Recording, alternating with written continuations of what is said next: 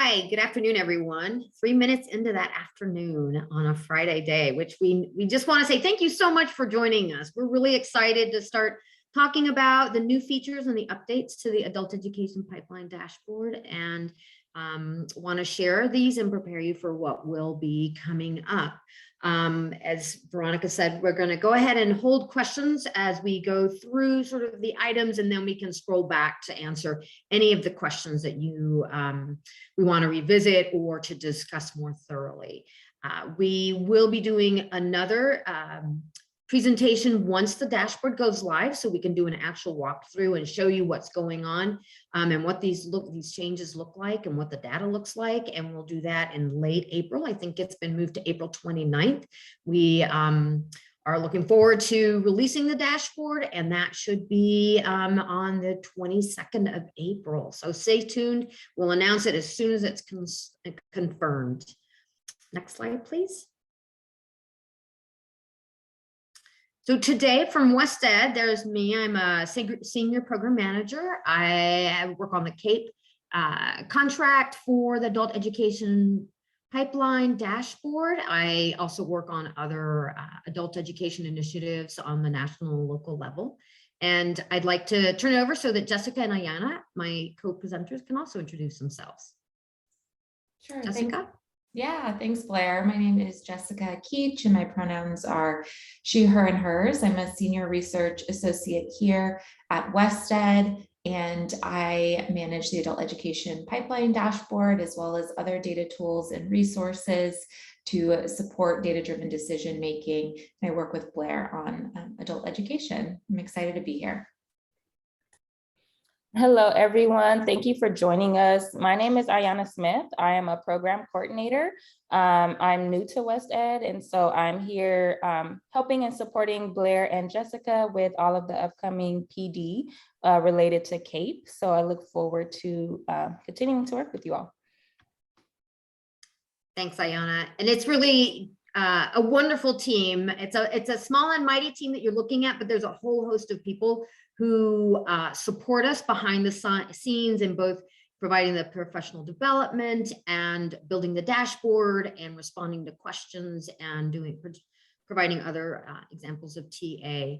And I would like to turn it over to one of our biggest supporters and the real force behind the initiative that we've got going on today, and that's Myra Diaz. Hi, everyone. Good afternoon and happy April 1st, April Fool's Day. On behalf of the Chancellor's Office, I would like to welcome and thank you for participating in today's webinar presentation. My name is Myra Diaz, and I am the CAPE program lead with the Chancellor's Office.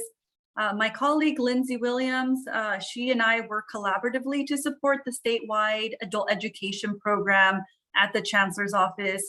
She's unable to join us today, but her and I work collaboratively to help support the hard work that goes into the adult education program. And in today's presentation, our partners from WestEd will be covering the new features and updates to the Adult Education Pipeline dashboard. So we hope that you enjoy today's presentation and learn something new that may help facilitate the work that you do to support the California Adult Education Program. So, thank you.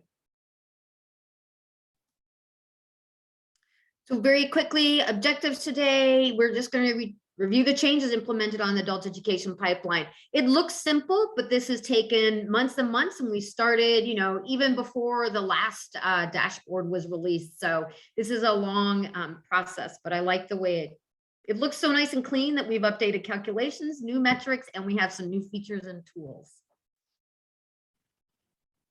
And just reviewing and setting the stage for the work that we're doing today, I want to talk a little bit about the purpose. The Adult Education Pipeline has multiple purposes, right? It's to really improve educational practice and, think about economic mobility for adult learners.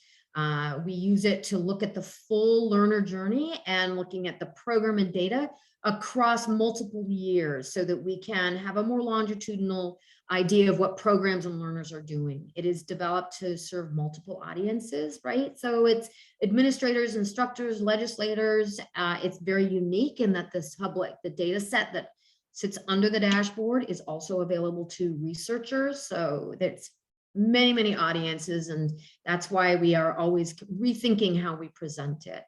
We want it to be used by consortia for program planning, which I think is not unique, and certainly on the front of all of your minds right now.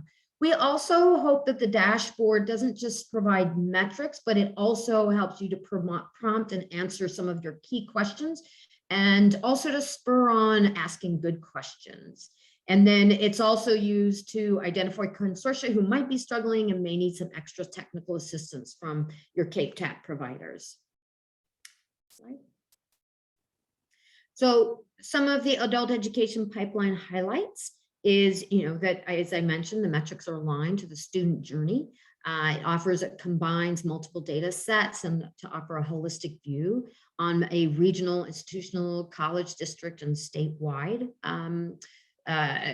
frame. And then it also allows users to view that full student journey. It's not, no matter how long or short. And so when we're talking about these changes, it's always the perspective to keep, is that we're not just talking about one item, we're talking about a full journey and really how to express that and support you all in identifying, where you might see some opportunities and some gaps. We are the only complete source of the college non-credit and K-12 adult education student data. We also highlight the pipeline in that it provides legislative reporting metrics for us, and then it also identifies key metrics for you all to explore. And lastly, one of the things that we're really proud of and has been very informed by the field, which you'll hear a little more about, is how that it offers the AEP dashboard allows a more refined understanding of individual metrics. For example, being able to disaggregate by race and ethnicity, to look at it from a first-time student perspective or a returning student perspective, as well as being able to have a comparative view between years or institutions and consortiums. Next slide, please. And as you know, the dashboard is why we're all here. It's refreshed every year to add another year of data. And this only occurs once yearly. And it is really meant to provide an overtime view of the data as opposed to a real-time view of the data. So this is why it's used for planning, because you can have a view across the years and then try and think about how you might want to project forward. And the yearly process allows for full data sets from CASAS and MAS to be accommodated, and their different reporting structures, and then be reflected in the board. So for example, our timing aligns with the community colleges and their review system, because they get to review their data, correct and make any corrections, and then resubmit. So we wait for that full process, and then we use that to refresh the dashboard with the New Year's data. Next slide, please. And why do we make these changes? Why do we go through this effort? Well, obviously to provide a new update, the data, and provide you with yet another year of data so we can continue to move forward.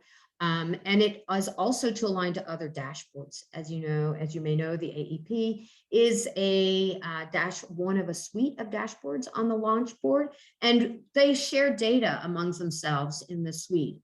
This, for example, adult education pipeline shares with the student success metrics or informs that the building of that. And so those data points need to align before we can launch those dashboards. We also receive feedback from the field, which helps us to identify ways in which the data can be better represented, clarified, or fine-tuned to your needs. We also capture feedback through a pre-dashboard launch field testing process, which we've just wrapped up for this year. And this is where a team of consortia directors, community college, and K-12 adult education directors, instructors, or data staff test the dashboard and provide feedback. And then some of that is integrated immediately into making sure that the dashboard is well prepared for you all before the launch, and others, depending on the complexity of the changes, is held off for the next year. So as I mentioned, we're already using some of that to plan forward to 6.0. And so we use it that way, also through technical assistance. When we have one-on-one conversations with you all in the field, that also really helps to inform the work that we do and clarify the work that we're doing and what we're representing on the dashboard for you all. So sometimes we also have a coding error is identified that skews the data or doesn't represent the CAPE universe. And so, for example, age groupings didn't carry over at one point. And so we're back reviewing those and adjusting those for this coming year. And then we also review and revise definitions so that they align to the CAPE requirements. And that is, I'm going to turn it over at this point to Jessica, who's going to really walk you through all the detailed information. Great, thank you, Blair. I'm excited to be here today. I'm going to start by talking about some new views and features that you can expect to see in the upcoming release of the Adult Education Pipeline, what we call AEP 5.0. So if I refer to AEP 5.0, know that that's the new dashboard with the new data coming in the next month. Next slide, please. Okay, so many of you are probably familiar that we currently have a feature in the dashboard that allows you to identify the top 5 institutions based on the percentage of students that are obtaining a particular outcome metric. After feedback from the field last year, we've now incorporated a toggle that is going to allow you to view the top 5 institutions based on the number of students completing that metric. And this is available at the statewide and region level. So you can see on the right of the screen, this is what you'll see in the new version of the dashboard. And you'll be able to switch between top 5 institutions by percent of students to view top 5 institutions by the number of students completing the outcomes. And the list on the screen is the top 5 institutions and where you'll see this new feature appear, right? So you'll see it appear on participants who transition to post-secondary, participants who earn a high school diploma, GED, or high school equivalency, those that completed a post-secondary credential, those that complete a post-secondary non-credit CTE certificate, employment 2 quarters after exit, employment 4 quarters after exit, and the annual earnings compared to the living wage. Next slide, please. Okay, this is also a popular feature in the dashboard where you're able to drill down by program area, right? So ABE, ASC, and ESL students. We've added this feature to more metrics. So it currently appears on several metrics, but we've added it. And now you'll be able to drill down by program area on the participants metric, which is those that have received 12 or more instructional contact hours in a CAPE program, participants who completed an immigrant integration milestone, employment 2 quarters after exit, employment 4 quarters after exit, and participants who earned a diploma, GED, or high school equivalency. All right, now I'm going to walk you through some of the key metric changes that you'll see in AEP 5.0. The first one is a big, one of our big significant alignments we did this year in order to align reportable individuals, or what's commonly referred to as adults served, our AE 200 metric, with the California Adult Education Program. The 1 hour threshold used in this calculation has been restricted to 1 hour in a CAPE program area course. This is important for our non-credit institutions who offer non-credit courses and programs outside of the adult education program area, for example, courses for older adults. So if you look to the bottom of the screen, you can see the definition that's being used in AEP 5.0, and the blue text and the blue hovers are the changes, right? The big changes that you'll see in this metric. So the definition is the number of learners who had 1 or more hours of instruction or positive attendance hours across all enrollments in an adult education program area. Previously, this was any non-credit enrollment, and or who received services at a K-12 adult school or non-credit services at a community college. And you'll see that there's an asterisk next to non-credit services. So previously in AEP 4.1, the metric allowed for credit-only students who received non-credit services to be included. So the metric was really not looking at enrollment when it was counting students based on services. They could have had any enrollment or no enrollment at all. What that resulted in was some inflation for a few specific non-credit institutions, and we've adjusted this now. So previously, credit-only students were included. Now that won't be the case. Students who are credit only and receive a non-credit service at community colleges will no longer be counted as reportable individuals. And this has really helped account for some of that inflation that a few institutions saw. Next slide, please. Okay, so what is the impact of these changes? So what you're really going to see is a more accurate reflection of non-credit community college CAPE students. And what that means is you'll see a reduction of reportable individuals for non-credit community colleges, right? Because before we were counting any student that had an enrollment or one or more hours in non-credit.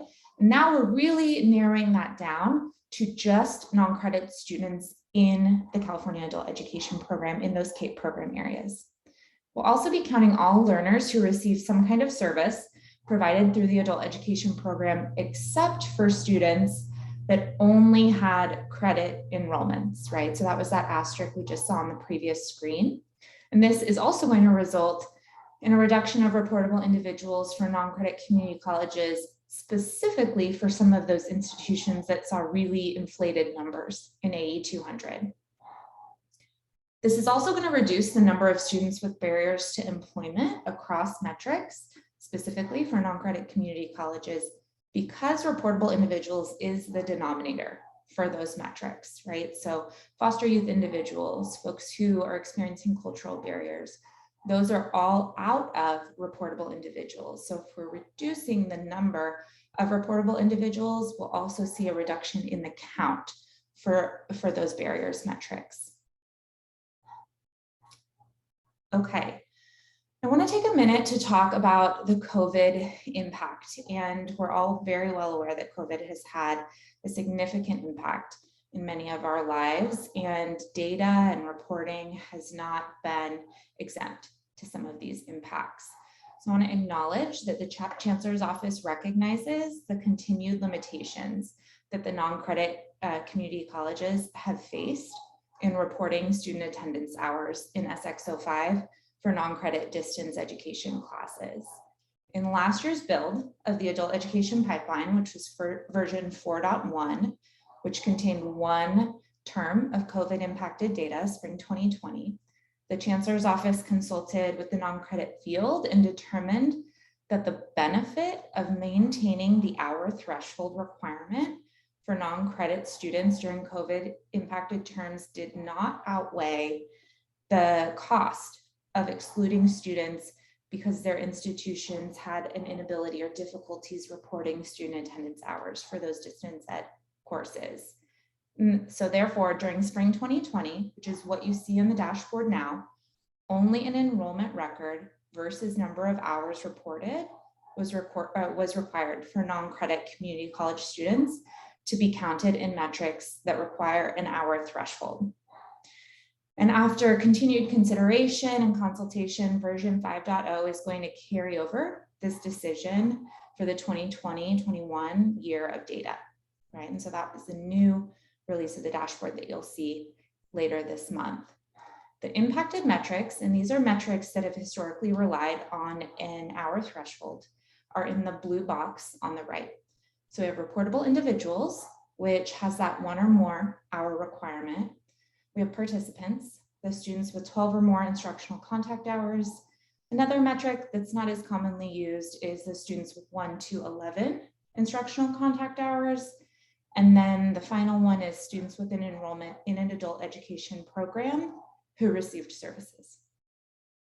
Next slide, please. Okay, so what is the impact of this logic, what we're calling COVID logic? So we're specifically going to have an impact to non-credit community college student data. This is a consistent approach as it was used in AEP 4.1 for spring 2020 data. It treats all colleges the same, avoiding an instance where a college is disproportionately impacted, right? So that might be a case where an institution may show very few students because they weren't able to report hours in participants. We're avoiding that, right? So we're not going to have institutions that are disproportionately impacted based on their challenges in reporting. It's also aligning the metric definitions between dashboards. So Blair mentioned earlier that a lot of this data is present in other dashboards, including the student success metrics. This same method of counting students in those dashboards is being applied elsewhere, right? So it's the same logic being used in AEP that's being used in other dashboards in the launch board. Additionally, the participants metric that you see on the dashboard may include students that did not complete 12 or more hours for non-credit community colleges. And this strategy allows for a broad universe of students to be available to obtain outcome metrics, because remember, our outcomes are only tracked for our participants, AE 202, students with 12 or more hours. So we're allowing for a broad universe of students available to obtain outcome metrics during the time period. So you'll be able to see outcome counts for all institutions, right? This goes back to some institutions not being disproportionately impacted. However, because the universe of students available to obtain outcome metrics during the time period is broad, you may observe lower rates of outcome attainment, right? Because AE 202, what's in the denominator for all of those outcome metrics, may be broad or maybe big. You may see a little bit of lower rates, but the counts will be retained. Finally, we have notes. So we really wanted to be clear about our documentation of these challenges, so folks are really aware of the data that they're looking at. So you'll see notes on any metric that is no longer applying the hour threshold. We also have hoverovers and tooltips, and anywhere that's impacted, you're going to see that detailed definition, so we can really promote understanding of the data that's in the dashboard. Okay, additional changes. So under barriers to employment, our long-term unemployed reportable individuals, AE 309, used to conduct a wage match. After consultation with the field, it was determined that that's no longer appropriate. It's not an appropriate way of capturing these particular student barriers. And so we've removed the UI wage match, and only students reported in TOPS through barriers to enrollment and students reported in COMIS through SG17 are going to be counted in this metric. For low literacy reportable individuals, previously students who were ever enrolled in ASE were actually being counted as low literacy in this metric. This has been removed.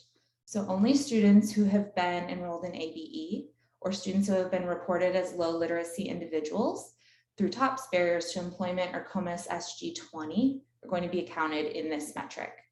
And then finally, Blair mentioned this earlier, but we are aligning the age groupings to the national reporting system categories, and note that this is a difference between the age bands that you'll see in other dashboards in the launch board. Next slide. Okay, finally, we've really tried to focus on improving the user experience. So if you'll go to the next slide, I'll share with you some of the things that we've done. We've done a comprehensive review and alignment of metric descriptions, right? And you'll see that reflected in the revised MDD, Metric Definition Dictionary, that appears on the launch board, and it'll appear there once we release 5.0. We've also reviewed all of the tooltip descriptions. So there's a little blue button. I think it actually has it might have a question mark, it might have an eye on the dashboard, but when you click on that button for each of the metrics, a hover pops up and provides more information on how to interpret the data. So we've reviewed all of those and they will be improved in the new release. And then finally, we've made visual improvements, right? So an example of that includes indenting submetrics on the left navigation. So you can see that over on the right of the screen underneath participants in career technical education, you'll now see indented sub-programs, CTE sub-programs. And this is the case for several metrics that have submetrics across outcomes in the dashboard. All right, now I'm going to turn it back over to Blair, who will walk you through some of the resources in understanding these changes. Thanks, Jessica. So as you can see that there were several different, some changes. And as Jessica said, we're trying to be as transparent, both in listing those changes on the dashboard as well as in the MDD. And then there's also a changes in definitions document. These are both identified. If you will scroll on every page, you can find these two important, sorry, I completely lost my train of thought, everyone. My apologies. So that there, if you scroll down, it's listed on every single page of the AEP dashboard. You'll see this information here where that is the screen capture. You will scroll down to the end of bottom of the page, go past that, click here to view resources, and actually go to that caret where it says click here to find out more about the data in the adult education pipeline dashboard. And there you're going to find the changes in definitions for AEP April 2021. And that is it's where you're going to have all of these listed out exactly as how Jessica was showing you, but it'll be fully delineated. It identifies the changes, it explains the purpose of the change, and it also provides the rationale for all the changes and affected for the dashboard. Also, the metric definition dictionary is not a new resource, but it is one that we always consider as the primary source of information for all aspects of the dashboard. And there you can not only just see how those changes are implemented and where they're noted, but you can find all the information about crosswalks, agency crosswalks, terms used and explained, and most importantly for this discussion, a definition and calculation for all metrics on the dashboard. And if you're unfamiliar with the metric definition dictionary, they provide calculations on information for both CASAS and MIS data. So you will be able to view how the metrics are understood to be comparable, as well as gives you directions for how you might want to code your data to ensure that it's included on the dashboard. This will really give you the full understanding of these changes that Jessica has been talking about and what it means to you and how you might want to adjust your coding practices for that. Next slide.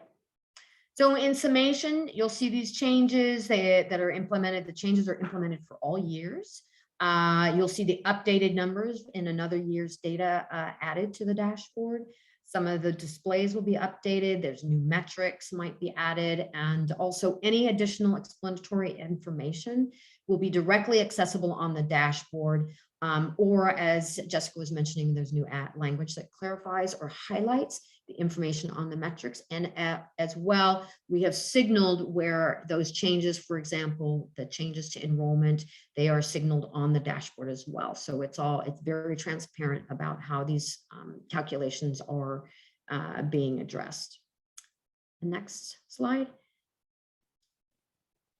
And a quick reminder, as we know, you're in the throes of finalizing your 3-year plans, and we just suggest, as you probably already are, that you're using this data to ask questions, to identify trends, identify gaps and successes, and set goals. And we also want to highlight that you can use the dashboard to identify thought partners as you go through this, because you can, in those top 5 institutions, charts, you can identify others who are possibly like institutions in your region or in the state, showing strong trends in those top 5 categories. And we encourage you to reach out and network with them and see if you might be able to tap into their knowledge and expertise and share yours as well, and then be able to become thought partners and identify maybe some new networks or think about your data and apply it differently. Next slide. So this is a short, sweet presentation, and we wanted to open up for questions and discussions at this point. Yes, Annabelle. Hi, good afternoon, everybody. I have a couple of questions. My first question is around the 1-hour threshold. So I understand that this begun in spring of 2020, and it's now being extended, or that threshold, the 1-hour threshold is being extended to 2020 through 2020 and 2021. Is this only due to COVID and the difficulties community colleges have in tracking because of the online positive hours? And after 2021, is it going to go back to the 12-hour threshold? Is my first question. Yeah, that's a great question. So you're correct. in that the logic and the hour threshold, the changes are in spring 20 and spring 2020, and then the 2020-21 year. We understand that there are still challenges in reporting non-credit distance education positive attendance hours. So that's going to be an ongoing conversation at the chancellor's office, with the field, with CDE, and no decision has been made at that time. But Myra is on this call, and I encourage you, if you have thoughts about this, to reach out to her. Maybe she can drop her email in the chat, and then any feedback we get on this, we also share with her as well. Okay, and I understand, and as a consortium director, I'm housed at the college, and so I hear these conversations all the time about the difficulty around this. And we have a research analyst who's part of our consortia, and so they're, we're pretty tuned into that. However, in our consortia, it's been a harder sell, or it's not that it's a sell, but it's been harder for our adult school partners to understand this, because it feels very unfair to them that they're measured on a 12-hour threshold and the community college is measured on a 1-hour threshold. So do you have any thoughts around that, or how I could better communicate this to them? And telling them it's temporary is an easier sell, but I know, like you just said, this is an ongoing difficulty for the community college. So any thoughts on that? So yes, thanks, Annabelle. And it is difficult. It is temporary in that there is ongoing research. There's been a lot of research and investigation, and what this is allowing people is to really come to a solution that will serve not just for the immediate, but for long term, because it's COVID has impacted that transition to online learning. And so thinking through that in a deeper way is, I think what's at hand here is that it's not just simply a decision. It is a decision that's been made as a temporary decision as they move forward in finding a solution that will work for now and beyond, right? So I do think it's temporary. I don't think that this will be the continual solution, but it's because it involves a whole data system that they're really taking consideration, talking to a lot of the community colleges, non-credit programs, to the researchers in the chancellor's office, that it just isn't a decision that is being made on a whim. It's really taking thought, and we will be running comparisons between what previous years when this threshold was not in place, to see how it's impacting the numbers and being able to inform the conversation from that position as well. Yeah, and one of the things that's been really difficult when we're working with different kinds of agencies, like an adult school and a community college, is, because we've always heard around data, like we want to compare apples to apples and oranges to oranges, and you can't in these very two different systems. And so this kind of agitates that whole concept. And so I just wanted to add that. And the other thing that maybe you all could consider that I think would be helpful for the consortias is, and I remember Randy used to talk about this, and some years back, and I know there was work on this, but around crosswalks. What is what if we can do an apples to apples and oranges to oranges, what could a potential crosswalk look like? Especially for maybe a college that doesn't use CASAs. What does literacy gain look like? And I know this information is out there, but it's not presented to us in a cross. So we've had to, in our own consortia, we do our best to do crosswalks, but it takes a lot of time and trying to figure things out. And then sometimes the coding, we're not even sure if the coding is accurate and up to date at the college. And so it's just really complex. And this could be something that I think the field could really support us in. And I have another question, but I'll pause because other folks might have a question. I just want to say thanks, Annabelle. I appreciate the suggestion. I think that's a great suggestion and we'll take it back to the team. Really appreciate it. And please, I would like to say that we all know that this is complicated and it is that it is not being taken lightly, and that there is if the surrounding discussion, as Myra can well attest to, and she gets even more of it because she's in the CEO's office, that it's not, it is a hot topic. Okay, Yeah. good. Well, good that you all share our pain. Thank We you. are one in our pain. Thank you for your question.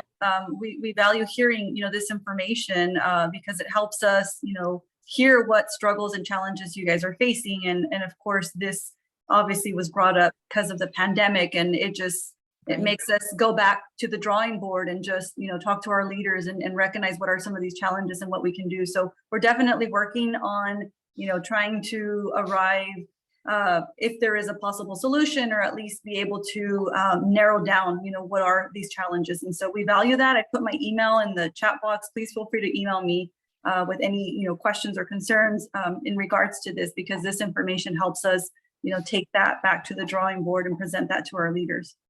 Awesome. Can I squeeze in my other question? Okay.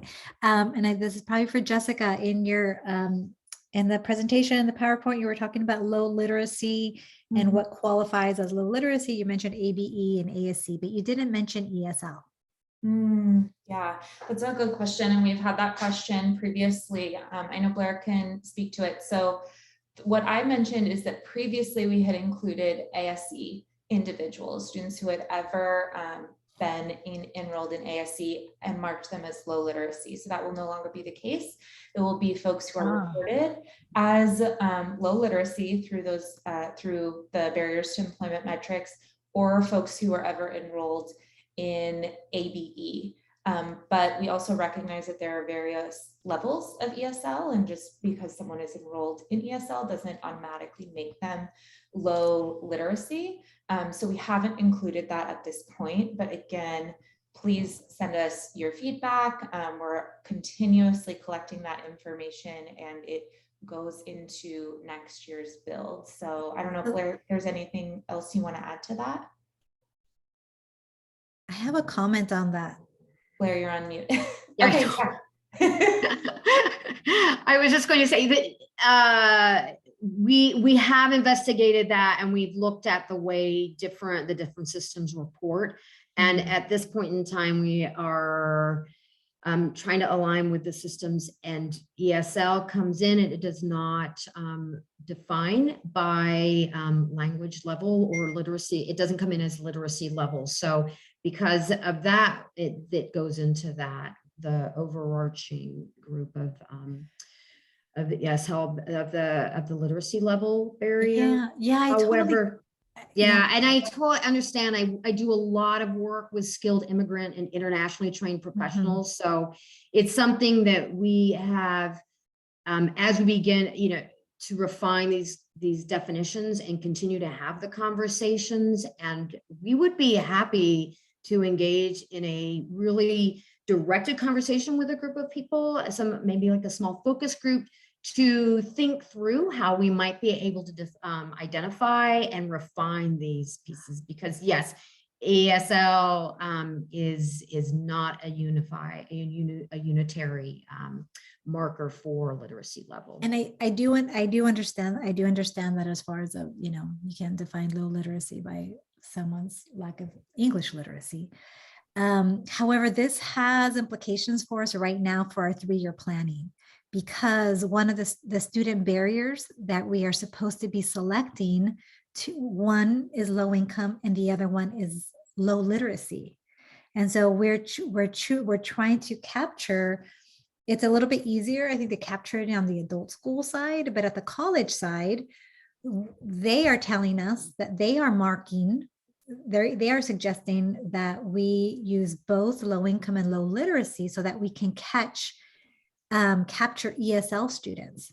They are telling us that they're coding low literacy, that all ESL students are coded as low literacy, and low income is coded by students who have filled out a FAFSA or a college promise, which excludes students that are enrolling in non-credit and or ESL classes. So we're selecting, so I'm now a little confused of how are we capturing low literacy students or ESL students if it doesn't fall in one of those three metrics that we're being asked for right now in our 3-year plan. To speak to how the colleges are reporting that data, so that would probably differ based on what college institution you're at, right? So what we're taking is the MIS data, and I think it's SG17 or SG20, and it's just a 1 or 0 flag. They flag the student or they do not. So if your institution is sharing that the way they flag students as low, I think it's more of a local conversation. And I think, again, to Blair's point, for these metrics, engaging a group in the field to really look deeper into them and see what some of the practices are across colleges would be a really good thing. But the definition as it stands is those that are marked through cultural barriers through the barriers to employment in TOPS Pro, or reported through that SG level, or for low literacy ever enrolled in ABE. Okay, thank you. And Thanks for feel taking free the question. to reach out to us. I can put my email in the chat as well. I know we've connected before, but please feel free to reach out to us and we can talk through the definitions more, or see if there's a way that we can provide additional assistance in helping you get to the numbers that you need for planning. And I did want to add that it isn't just at the college level where ESL becomes marked as low literacy. I think that TOPS Pro, oftentimes, if you are marked as ESL as a barrier, then that oftentimes they are also considered low literacy. If I recall I believe we've had this conversation recently with the folks at CASA, so we can go back to them and make sure that that is aligned, and that we are, once again, trying to do that merging of the data and doing the apples to apples comparison, which is sometimes more apples and bananas squished together make an orange, which is sort of how, when we look at that metric definitions dictionary, you can see at the calculations really how we create those to really, if they aren't exactly the same, that they are on par, that they're equitable measures. So.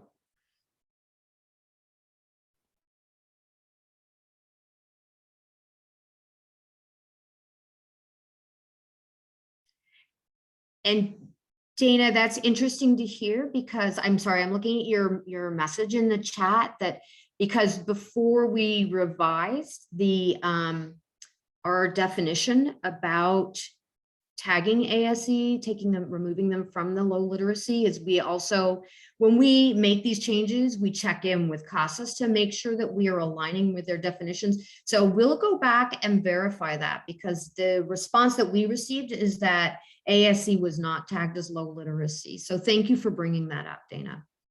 Yeah. Oh, go ahead, Dana.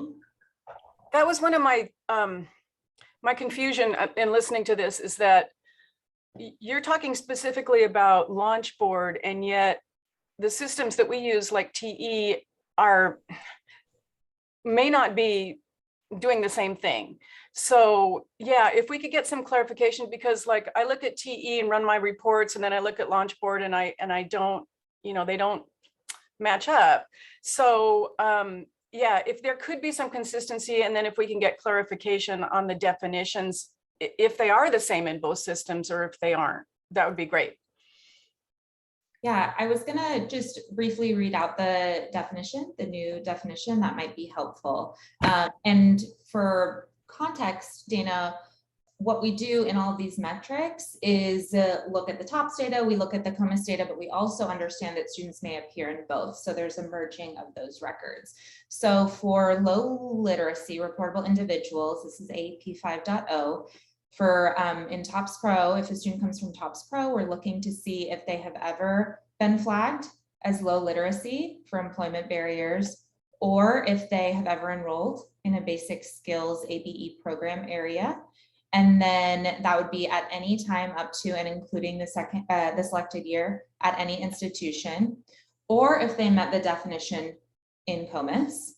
The COMIS definition is students who have ever been flagged as low literacy, and that's through SG20, or ever enrolled in ABE at any time up to and including the selected year at any college, or if they were flagged in TE as being low literacy. And that's how we kind of look across for those students. So again, what we're looking at in Launchboard is 2 sets of data if they were flagged in their respective systems as low literacy, or if they were ever enrolled in ABE. So that's a definition, but I definitely hear what you're saying in terms of alignment. We're continuously working on that, and I put my email in the chat, so please feel free to reach out to me if you want to walk through any of those definitions.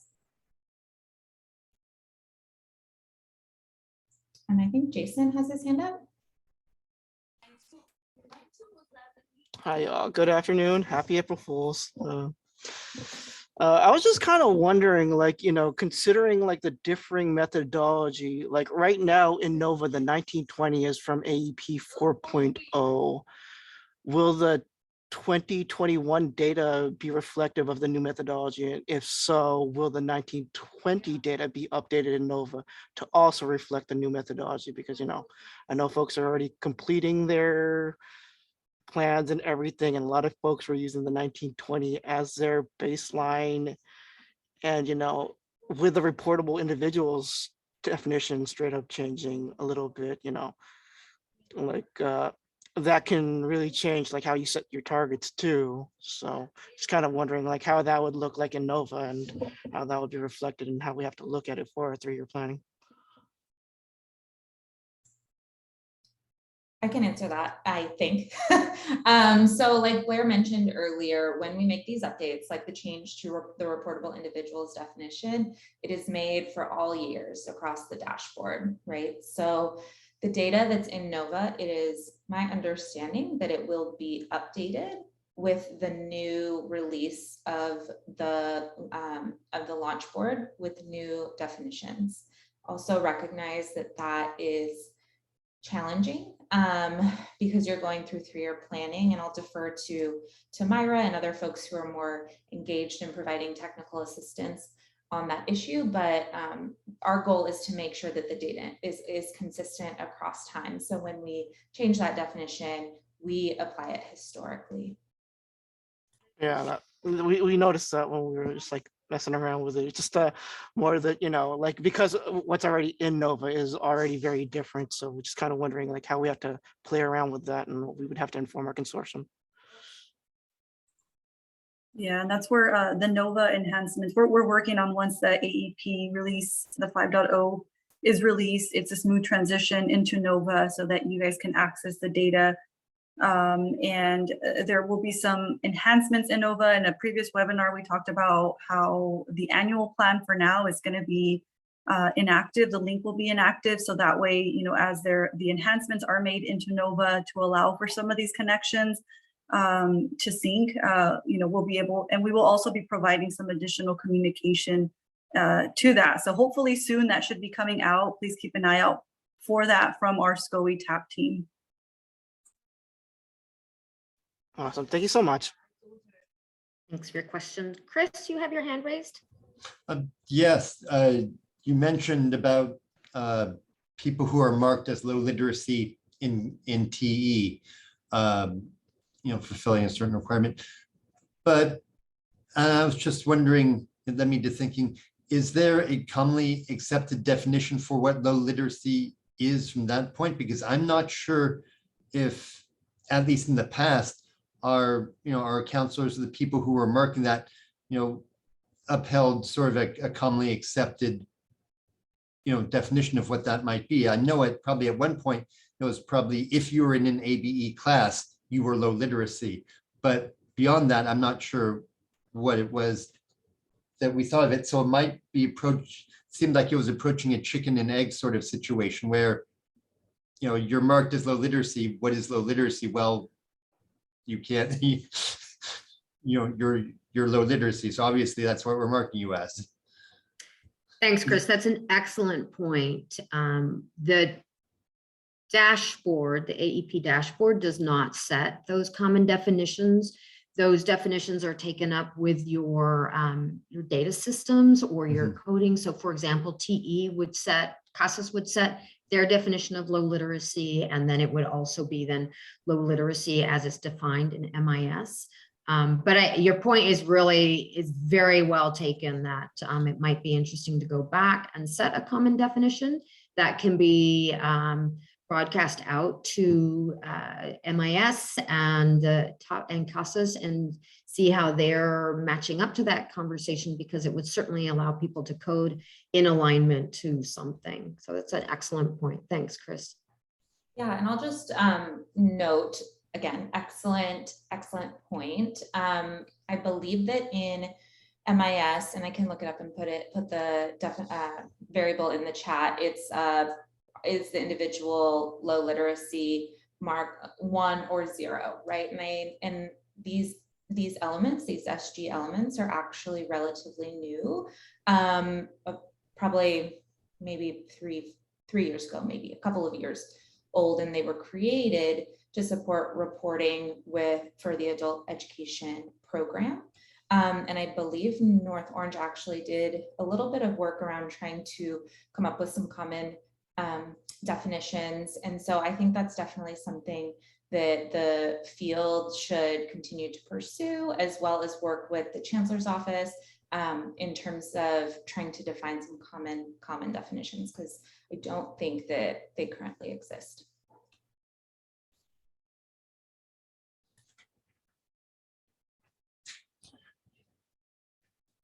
Are there any other questions?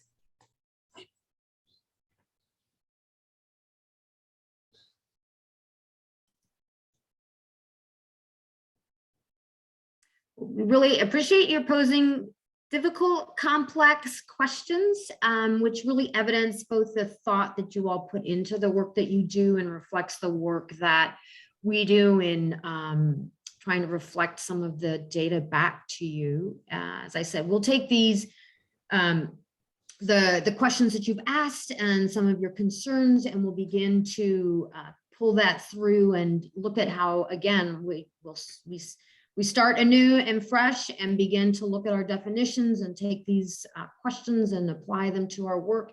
And we'll have those conversations with, make sure we circle back with CASAS TOPS Pro, and as well as with MIS, and ask some of those questions and pose to the field that maybe a group needs to come together to create some clear definitions of what low literacy is along those lines. And we'll capture some of the answers that we can provide at this time, and then we'll make sure that they go out when we send out the PowerPoint.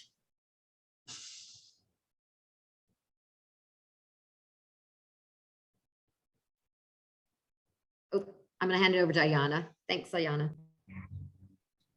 Sure. So now I want to discuss or share with you all that we do have some more webinars coming up over the next couple of weeks after the dashboard officially launches.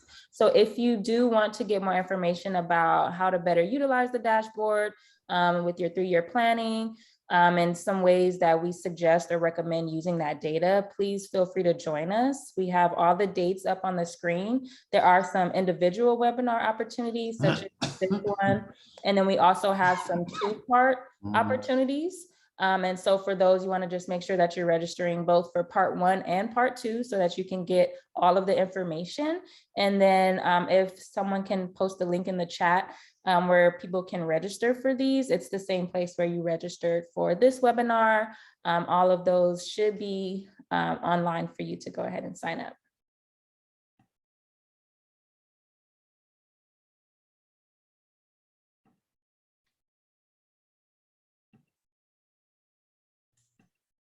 Okay, I think that's it. Yeah, thank you all for joining us and have a wonderful weekend. Thank you. Appreciate Bye, you joining us. everyone. Thank you, everyone. Everyone, have a great weekend.